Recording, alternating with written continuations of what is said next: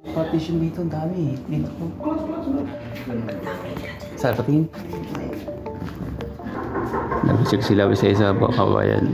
Pinatanggal yung partition sa alwita. Saan ba siya? Ang dami. Pero Iniisa-isa na yung mga bahay ka. sampayan.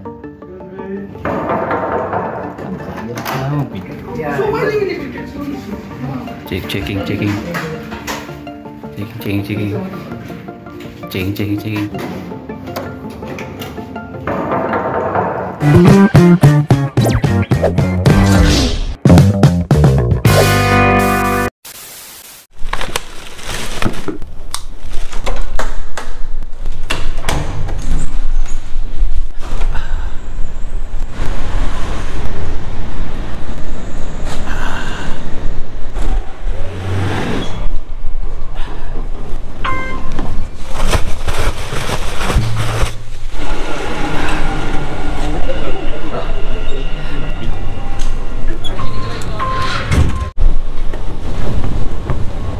So yun, what's up sa inyo mga pangat? Yun!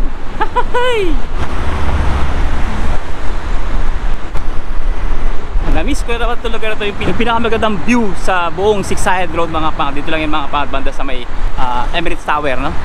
Ganda. Andun yung museum. Na-miss ko ito mga pangat. Mga pangat na hangin. Buti lang may panghangin tayo mga pangat.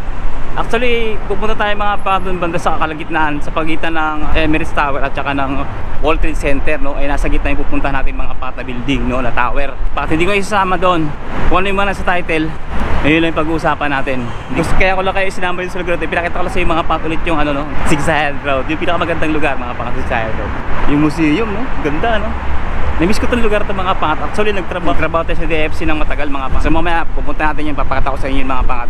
Pagkatapos natin pumunta sa tower na kung saan ako pupunta na may appointment mga pangat na alam nyo na, kailangan natin gawin to. Pero di kayo sama mga pangat, kailangan pukusan yun eh. Emirates Tower! Ganda ng lugar ito. Doon mga pangat, papuntang Satwa na yan doon. Papuntang Satwa na. Init! Grabing init mga pangat. Alam niyo mga pangat, wala tayong gawa content noong nakaraang linggo. Alam niyo kung bakit? At sobrang init, grabe. Yung nakaraang linggo, sobrang init talaga. Dito sa Dubai, umabot ng 40 plus. Pero yung pinaka tinamaan talaga ng init mga pangat is Al Ain. Umabot ng 51 degrees Celsius. Ganong kalupit yung init mga pangat. Dahil mainit na naman ang panahon mga pangat, ang dami na namang naglalabas ang mga itlog. Nalilinuto sa ilalim ng sikat ng araw. Nagpiprito-prito sa gitna ng sikat ng araw. Na totoo ba yun? At syempre kung tutunungin nyo kung totoo ba yun, syempre hindi mga pangat. Kumbaga yun lang parang pinapakita lang na kung gaano kainit yung lugar. Pero hindi talaga yun maluluto mga pangat, no? At nagawa na natin ang vlog yan. Kasi mga pangat, ang temperature talaga para maluto ang itlog, yan.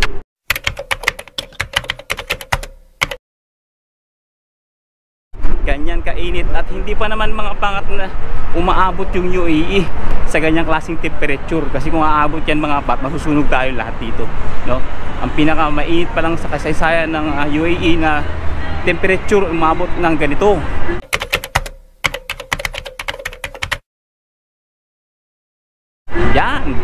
Yan pa lang mga pangat, kaya malabong maluto ang itlog sa ilalim ng araw. Doon tayo pupunta mamaya, no? Yan. Kailang mga mata, daldal ako ng daldal. Balikan ko na lang kay mamaya. O diba, hari ng kalsada mga pangat. Kahit anong klaseng sakyan, humihinto. Tapos tayo doon sa ating appointment, no? Nilakan natin mga pat mula doon. Yung Emirates Tower Station, doon pa sa kabila. Kaya pinuntahan natin. Ngayon dito tayo sa dulo-dulo naman. Kasi dito mga pat yung lagi namin kinakainan nung naalala ko nung nagtatrabaho kami dyan sa dyan. Sa DFC mga pangat, nagtatrabaho kami dyan. Dito kami kumakain mga pat. Yan, dito kami nag-almusal kasi lagi kami panggabi nun. 2 years kami panggabi nun mga pangat. Imagine, 2 years. Tapos dire-diretso kami ng mga pangat ng mga kasama kong nasa Innova. Ngayon wala na, nasa Innova, no? Ganda mga pangat, oh. Yan, oh. Pero kakain tayo mga pangat, gutom ako eh. Medyo na ano yung utak natin sa pinag-usapan ng kanina. Malamig ah. Ay sir, biryani he? Biryani है Which biryani? Chicken biryani मटन biryani Naalala ko dati mga kumakain kami dito ng tropa, ng mga Inovians pa kami. Actually, Inovians pa rin naman ako. No, kubo pa to eh, kubo pa. Wala pang ganito mga pangat, hindi pa to isolated, no. Ngayon, ganda, aircon na. Ang lagi lang naman ina-order ng mga pat, alam niyo, yung kima at may parata. So dahil siyempre, tanghalian na, kaya kain tayo mga pangat ng biryani. Ito na, dumating na kaagad ah. Thank you, boss. Water ba ya? Water? Normal, normal. Yun, kain muna tayo mga pangat. Mga pat, kung tinatanong nyo kung ano yung kakain natin ngayong biryani, chicken mga pangat. Ayan. At isang buwan na nga pala mga pangat mula nung tayo nagkaroon ng allergy. Kaya sa isang buwan na yun, wala tayong protein, no? Walang itlog, walang kahit anong karne. Kaya medyo kailangan natin ngayon. So, siyempre isang buwan na yung nakalipas, baka naman, pwede na. Try natin. Okay. 15 grams lang mga pangat. Thank you Lord for the blessing. Hindi nga manghang mga pangat. Tama yung sinabi niya. Sabi ko, ayoko nang manghang. Oh, di ba? Walang masala. Yan tayo. Thank you Lord. Sarap ng kanin. Malinamnam yung kanin. Sarap. Kahit wala lang manok, ito lang pwede na eh. Yung mga herbs pa lang, malasa na. Namiss ko yung chicken mga pangat.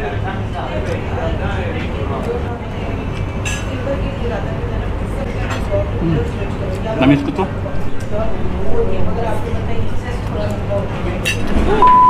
Thank you.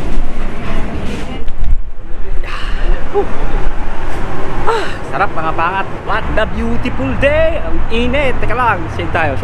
Init. Nakakwento ko lang mga pangat, no? Ang dami kong dinaan ng restaurant magmula doon sa pinanggaling natin kanina doon sa tower, no? Iba talaga yung nakasanayan at babalik-balikan mo talaga, no? Uy! Eto na mga pangat. It's a beautiful day! You know? Nandun tayo mga pangat. Doon galing kayo, no? Nadulo. Nasa opposite side na tayo ngayon mga pangat. Yan yung kabila. It's a beautiful day! Pasok tayo sa pinaka-entrance ng DIFC. Tayo ang hari mga pangat. Ang hari ng daan kapag ka mayroong pedestrian. Yun! It's a beautiful day! Daming tao. We are here in the IFC. Diba? Ganda, no? Dati mga pangatong ano pa, nung nag-Ramadan, naka-close yung mga ano na yan. Inabutan ko yun. Naka-close. Mga restaurant dito. Nag-washroom muna tayo mga pangat. Napalaban tayo. So yung mga pangat, ikot ko muna kayo itong mga pangat, no? Ito nga palang lugar na ito mga pangat, itong DIFC, ano pala ito, commercial, no? Commercial area. Makikita nyo talaga itong mga pangat, mga professional. Yeah, financial center nga ito eh. So lahat makikita nyo itong mga pangat is nasa matitang ating mga high profile na mga trabaho. Yan. Matataas yung mga posisyon. Yan. At hindi lang basta may mga posisyon, kung baga ano sila. Karamihan dyan mga nasa ibang lahi na mga European or mga British. Yan. Yung mga restaurant dito mga nabutan ko pa nung mag-Ramadan. Ano siya, nakasarado yan dati. Pero ngayon, di ba? Pagka Ramadan hindi na ganoon. Pag umaga, restaurant siya. Pagkagabi, nagiging siyang nagiging bar, no? Ganoon siya mga pangat. Nag-i-evolve. Sa umaga mga professional yung tao. Pagsapit ng pangatang gabi, mga class A. Yan, class A na mga let's say yung magandang term, escort. Yan. Ewan ko lang kung naiintindihan ibig ko sabihin na escort, no? Ang tawag yan? Saka ba sabihin ko? Siyempre pag maraming bar, alam niyo ibig ko sabihin ko, yung mga class A na mga escort na mga babae, na mga kala mo mga Miss Universe, mga nagtatangkaran. Ganun, labas tayo itong mga pangat sa gitna. Tapos doon tayo mag-utot ng dila. Regarding dun sa title, no? Ang dami ko naman paligid-ligid kung saan ko naman kayo pinunta, no? Mga pangat, ito pala yung gate building. Doon sa kabila yung gate village. Pakita ko sa inyo yung gate village, ha. Pagbaga isang electrician doon, tapos isang electrician dito. Pakita ko sa inyo, ha. Hapyawan lang natin mga pangat yun. Kasi ano eh, para makita nyo rin. Gate village. Yan, marami ring mga bar dito pag gabi. Night shift ako dito, 2 taon. 2 daming ginagawa dito pag gabi, daming palitin ng mga ilaw, karton every night yun, hindi natatapos yun. Sa laki ba naman ito, yung basement pa lang yan, ang lawak. Tapos ang daming papalitan ng ilaw, mga pangat, yung mga pumps, no? Ito lang, maganda rin yung view rito eh, kung mag tiktok ka dito. Sa kabila yan, sa kabila yung gate building, ito na yung gate village, mga pangat, di ba? Maganda rin, marami rin restaurant dito. Ayan, gate village 2, ano, gate village 2, dito gate village 10 hanggang 11 to, mga pangat eh.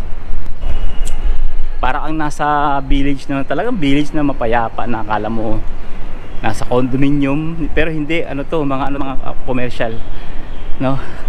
Ano, gate village 10. Tara, balik tayo ron, balik tayo sa gate building kasi doon tayo magkikwentuhan. Pero pwede rin dito, mga pangat eh, no? Pero mas maganda ron kasi may mga upuan. Malawak to, mga pangat, 11 na building to eh. So magkakadikit lang halos sila. Pero pinakamataas yan, ano eh, 7th floor, 11, not 7th floor. Yung isa 11th floor eh, yung pinaka last. Ganun karami, di ba? Isang electrician dito, tapos isa lang electrician doon sa kabila paggabi, di ba? Kanya-kanyang trabaho yun, mga pangat. Plus yung common area pa, hindi pa tapos, mga pangat. Yung mga common area dyan, yung ilaw dyan, oh, yun yung mga yan. Nasa gate building, mga pangat, ang pinaka maraming trabaho.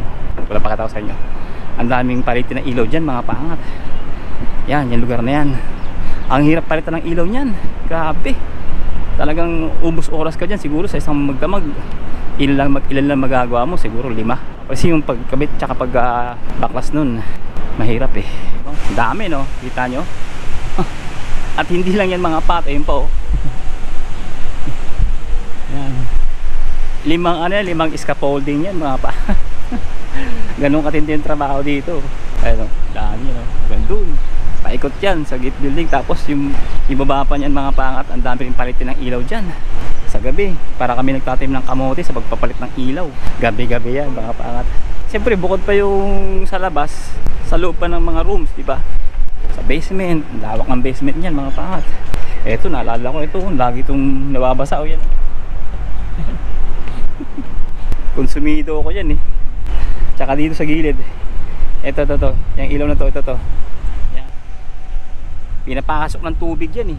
Tapos yung pang yung mga yan, oh. Di ba? Yan. Ilaw na yan. Sumakasakit din yung ulo ko dyan. Tapos ito, yan.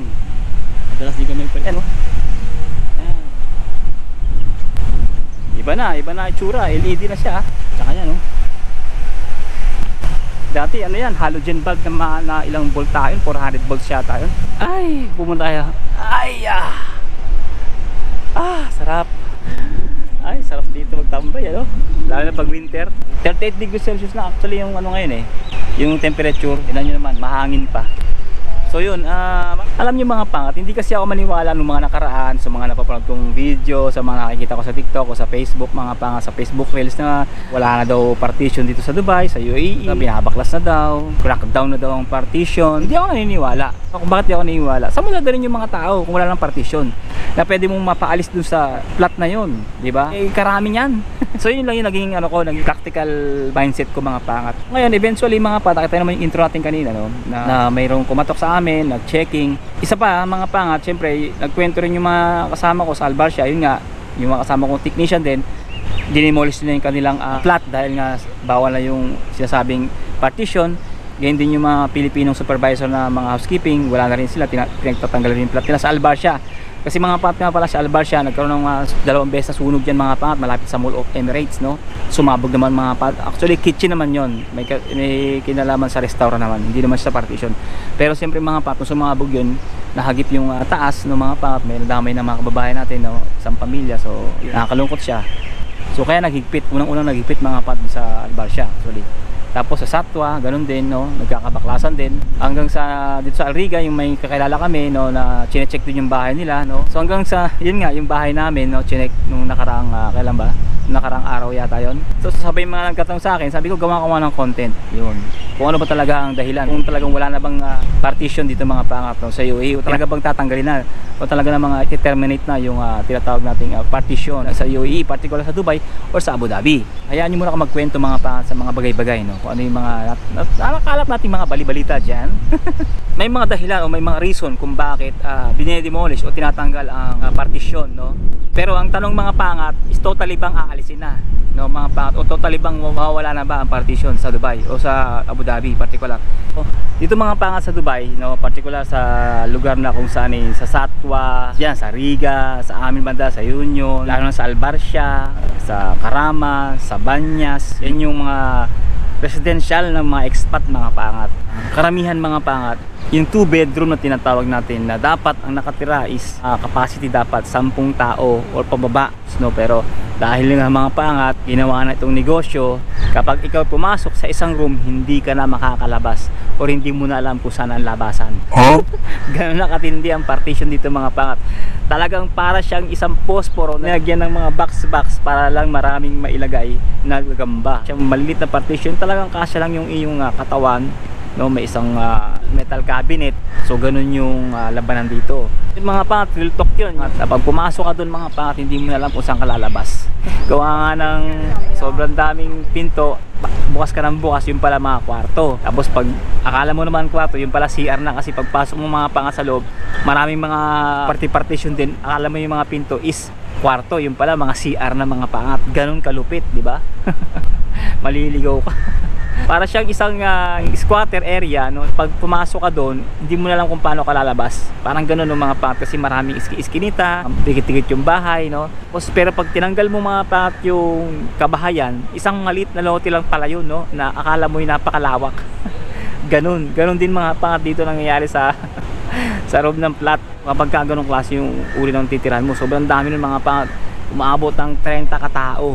Imagine mo yung 30 persons. At pagpasok mo sa main door mga pangat, na nangyayari pa dyan mga pangat is partition ka agad yun, bubungad sa'yo. Yun mga pangat yung isa sa dahilan, no, mga pangat, yung crowded. Kasi mga pangat, pag sinabi mong crowded, lumalabag ka ng mga pangat dun sa dapat na bilang na nakatira sa 2 bedroom, which is dapat 10 tao. Siyempre mga pangat, kapag halimbawa crowded na, no, napakaraming partition, no, sa isang room, at hindi mo na alam kung saan ka lulusot, papasok dyan mga pangat yung tinatawag nating unsafety. Ang mga nakaraan, no, mga sunog sa iba't ibang lugar o iba't ibang lupalop ng UAE winter time, no, na siyempre pag may sunog, dyan yung mga government sector kagaya ng mga police, fire department, ambulance, nandyan yung mga health safety, nandyan mga pangat yung investigation, no, para uriratin mga pangat yung pangyayari sa isang lugar. Doon nila natuklasan at nabatid at napagtanto mga pangat na talaga namang masukal pala ang lugar. Hindi ka basta-basta makapasok sa isang nasusunog na kwarto dahil mga pangat, hindi mo alam kung saan ka lulusot. Sa ganun mga pangat, napagtanto nila na dahilan ng sunog o ansanhin ng sunog mga pangat ay ang mga naiwang mga charges na nakasaksak mga pangat, na may mga china-charge. Kasi mga pangat, hindi, wala nang pakialamanan doon, so wala makaka-check noon sa mga kapwa mo tenant o may-ari mo ng bahay. Kasi mga pangat, kadalasan yung mga sa ganung kalaking o karaming crowded na partition, wala doon yung may-ari ng bahay o wala doon yung landlord na tinatawag natin. Nasa iba nakatira yun mga pangat. So wala mag-check noon mga pangat kung may naiwan ka doon, kasi mga nakalak yun. Nasa partition ka, private property mo yung nasa loob at walang pwedeng pumasok doon. Kanya-kanya na kayo doon, kanya-kanya na kayong lungga, kanya-kanya na kayong kahon. Ganon kalupit ang partition. Kumbaga, napagtanto nila sa bawat mga nasusunog na building, ganun pala ang meron. Pare-pareho ng uri ng tirahan ng mga pangat. Maraming partition, maraming nakatira, at hindi mo mapasok. So nasaksiyan nila yung mga ganon. Doon pumapasok mga pangat yung sinasabi ko kanina. Nag-guess nyo na kung ano yung mga reason, no? Unang-unang reason syempre mga pangat, na overcrowded. Pangalawang reason mga pangat, napaka-unsafe. Hindi ka nga makapag-jumbo box doon mga pangat sa ganong klase bahay.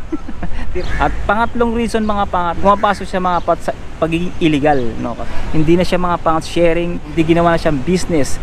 At sa ganung negosyo mga pangat, marami ring pumapatol na mga tao, hindi lang mga kababayan natin, syempre iba't ibang uri ng lahi. Dahil mga pangat, medyo makakatipid kapag medyo crowded yung iyong atirahan, syempre medyo mababa ng halaga yan. Dahil syempre nagpunta naman tayo dito mga pangat sa UAE para kumita ng pera at para hindi lang mapunta dun sa pambayad ng bahay. Kasi mga pangat, pag kukuha ka ng plot dito mga pangat, talaga namang para sinabi mo ng bubuhay mo lang UAE at wala ka nang titira sa sarili mo, no? Sobrang mahal mga pangat ng bahay ito. Yung mga negosyante kasi talagang inaabuso nila yung mga ganung sitwasyon, no? Mga maggawa ng, siyempre yung iba talaga kailangan magtipid no? Talagang kailangan makamura ng bahay pero mga pangat, andun naman yung risk na tinatawag natin. So mga pangat, siyempre kung gusto nyo makatipid, mag top send kayo, di ba? May pasok ko pa yun para mga pangat, siyempre pag naka-top send kayo, wala ka nang babayaran mga pangat na remittances. Napakabilis pa, tipid na tipid yun mga pat. Magkano nga pala yung ngayon, yung remittances? Umabot din mga pat 15 dirhams to 20 dirhams, may 25 dirhams pa mga pat. Pero dahil gagamitin mo yung Roberto 862 mga pangat, pag download mo yung top send, magkakatanggap ka pa ng bonus pag ginamit mo yung Roberto 862. Siyempre makaka-receive ka mga pangat ng 20 dirhams. O saan ka pa? Ikaw na yung binigyan. O di ba? Talagang ginagamit yun mga pangat, taon na ang binilang ng isang katipiran yun para sa ating mga OFW, di ba? At syempre kung nalilito ka kung paano gamitin mga pangat, andyan yung link sa description at ito yung video na yan, panoorin nyo. At ayon mga pangat sa UAE Federal Law, yung isang sa blessing o nagpapaupa mga pat, hindi dapat lalabag sa rules, no, kung ilan dapat ang nakatira. Pag lumabag mga pangat ang mga ito, meron silang kaukulang parusa o fine at 500,000 hanggang 1 milyong dirham mga papala kayong pera nun. Kaya mga pangat, yung mapansin nyo allular building, no mga pangat, mahigpit yan sila mga pangat, hindi ka basta-basta makakakuha niyan mga pangat. Kasi sinisigurado nila na pamilya kayo, pagkakasing apelido kayo, kinuha yung Emirates ID nyo mga pangat, at bawal kayo magpapakaw o magbubutas mga pangat sa mga dingding nila. Kaya hindi ka makakapag-partition dun mga pangat. Tapos bali-balita nung nakaraang taon mga pangat, may mga naban yata na mga landlord, no? May 10 naban na landlord. Hindi ko nababanggit yung mga pangapangat at ayoko naman, at hindi naman yun na makakatulong sa buhay natin, no? Kung malaman nyo pa, ang gusto nating malaman kung mayroon pang partition sa UAE, particular nga dito mga pat sa Dubai o sa Abu Dhabi. Siyempre mga pat, ang sagot yan is hindi na nangangahulugan na wala na ang partition o i-demolish na o tatanggalin talaga, totally banned. Hindi ganon mga pat. Hindi naman tinatanggal, kundi binabawasan lang mga pangat yung laman, no, nung posporo ng mga partition ng mga pangat, binabawasan lang. Tapos may tamang access ng tao, lalo ng mga pat yung tinatawag natin yung enter point at saka exit point. Kasi ang apektado niyan mga pat, hindi lang yung room yung real estate mismo, di ba? Apektado rin yan mga pangat, yung mismong building. Maaari maapektuhan diyan mga pat yung mga staircase. So dapat malinis yun, di ba? Walang kung ano man mga sagabal sa mga staircase, kasi kung ano man ang mangyari, kung magkaroon man ng sakuna o sunog mga pangat, walang manadaanan, di ba? At syempre mga pangat, hinihimok din ng otoridad, no mga pangat, tayong mga nangungupahan o tayong mga publiko na naghahanap ng mga bahay, iwasan natin mga pangat yung illegal, yung hindi rehistradong tirahan mga pangat, at yung crowded, at isipin natin mga pangat, syempre lagi yung safe natin. Yun, sana nasagot ko yung tanong yung mga pangat. Di mga patas, ikot lang tayo ng isang mabilisan, tapos larga na tayo, no? Yan, ito lang din si mga patos dun sa kabila mga pat, yung Als Carton ba yun? Sa kabila hotel naman yun. So see you soon sabay ko yun, talaga. Yun, tara tayo. Ganda, di ba? Ganda. Nasa tapat tayo ng World Trade Center. At syempre mga pat, gate building yan, DIFC. Yan yung DIFC. Tapos sa tapat yan mga pat, ayun Museum. Saan ka pa, Habibi? Come to Dubai. Ito yung barrier na tinatawag mga pangat to. Ito yung barrier, nakalubog yan. Kahit banggain mo yan mga pangat, tatalon lang yung sasakyan mo dyan, hindi mo magigibayan. Ito pa mga pangat, yung bollard line na to, pinapasakit din yung ulo ko nito dati. Yan Ayan. Pero ngayon bago na, bago na siya. Iba na yung bollard light kaysa dati. So mga pangat, hanggang dito lang itong vlog ito. Maraming salamat sa pagsama sa akin. Kung umabot ka sa punto ng video na to, don't forget to like, share, and subscribe. Kung bago ka pa lang, syempre mga pangat, kung natuto ka, kung nagka-idea ka, at kung gusto mo itong vlog na ito mga pangat, share this video para marami pang mga kabayan natin na malaman kung ano ang buhay-buhay dito sa Dubai. At syempre mga pangat, think positive lang, good vibes, God bless you all. Sa lahat ng pagsubok at tagumpay sa buhay, to God be the glory. And see you in the next one. Let's go! Woohoo! Let's go! Haha!